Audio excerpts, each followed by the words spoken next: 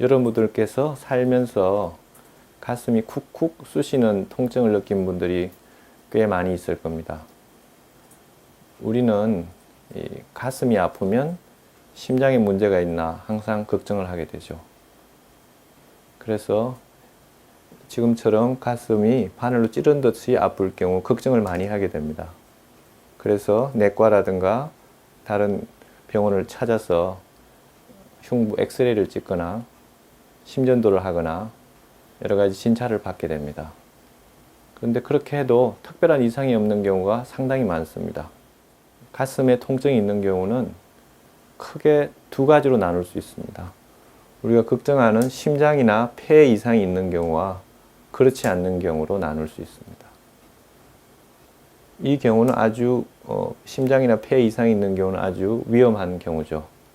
그렇지만 다행히도 이렇게 많지는 않습니다.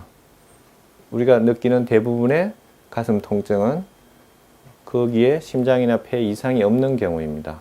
우리가 흔히 말하는 심장에 이상이 있을 때는 가슴이 뻐근하게 아프면서 어느 부위인지 콕 찝지는 못하고 5분 이상 계속 아픈 경우가 많이 있습니다.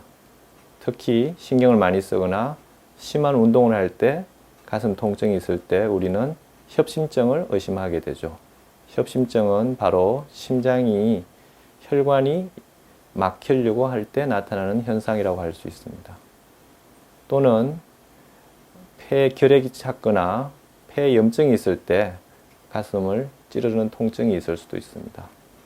이와 같이 심각한 경우가 아니라면 다양한 원인에서 가슴 통증이 오는 것에 대해서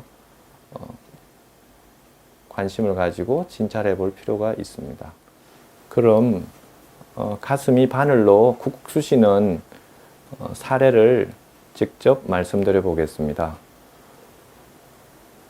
20대 남자 환자인데 게임 프로그램을 주로 한다고 직업은 그렇고요.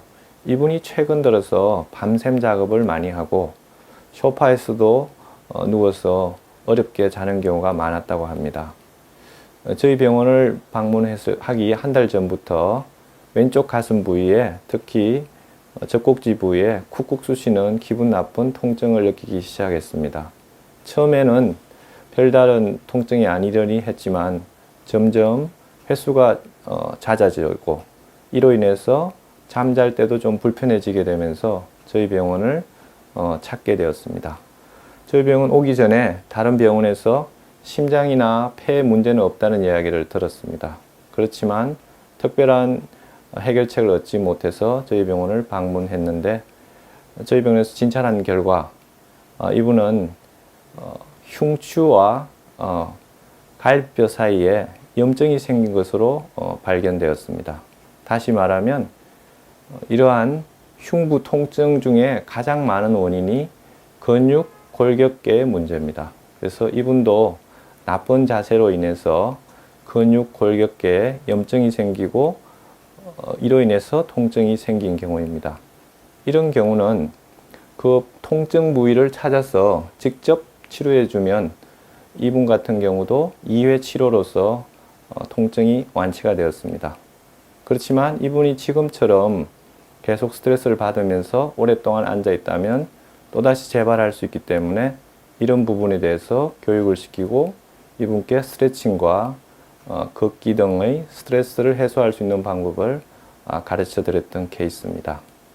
이처럼 우리가 생각하는 심장이라든가 폐와 같은 장기의 문제가 아닌 경우가 흔히 있습니다.